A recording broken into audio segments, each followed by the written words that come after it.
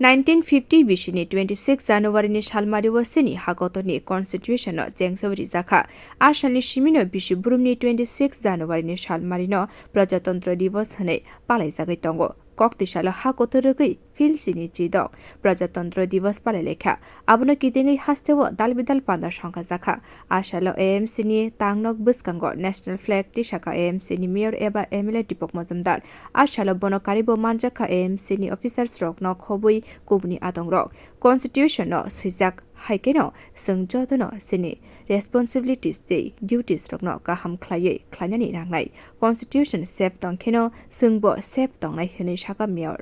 আজকে দিনটি আমাদের ভারতবাসীর কাছে অত্যন্ত গুরুত্বপূর্ণ এবং গৌরবের দিন বটে। এই দিনে আমাদের পবিত্র সংবিধান গৃহীত হয়েছিল। ভারতবর্ষের স্বাধীনতা, ভারতের অখণ্ডতা এবং সার্বভৌমত্ব রক্ষার ক্ষেত্রে এবং জাতি ধর্ম সম্প্রদায়কে সুরক্ষিত রাখার ক্ষেত্রে দেশে আমাদের সংবিধান রচনা করেছিলেন ডক্টর বি.আর. আম্বেদকর। তিনি ভারতরত্ন উপাধিতে ভূষিত হয়েছেন পরবর্তী সময়। আমি আজকে বিশেষ করে বলবো যে বহু প্রস্তাবিত আমাদের স্বাধীনতা সংগ্রামী যারা আমাদের বীর সেনানীদের আমরা স্মরণ করছি শ্রদ্ধাশীল যাত্রী তিনিও যাদের অবদানের করে আমরা এই সংবিধান পেয়েছিলাম যে সংবিধানের করে আমাদের ভারতবর্ষ আজকে পরিচালিত হচ্ছে 1947 সালে 15 আগস্ট আমরা স্বাধীনতা পেয়েছিলাম। তারপরেও বহু আলোচনা বহু সভা এবং বিভিন্ন আলোচনার মাধ্যমে গৃহীত সিদ্ধান্তের ভিত্তিতে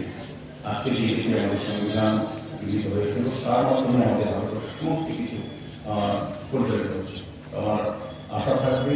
যে সংবিধানের প্রতি আমাদের সকলের যাতে দায়িত্ব কর্তব্য এবং তাকে রক্ষা করা তাকে সম্মান প্রদর্শন করা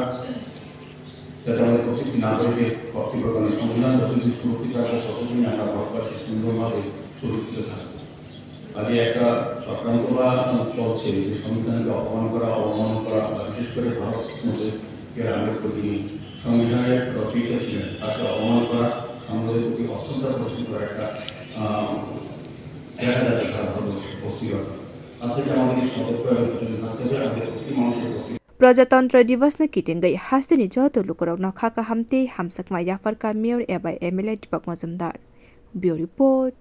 Kokhara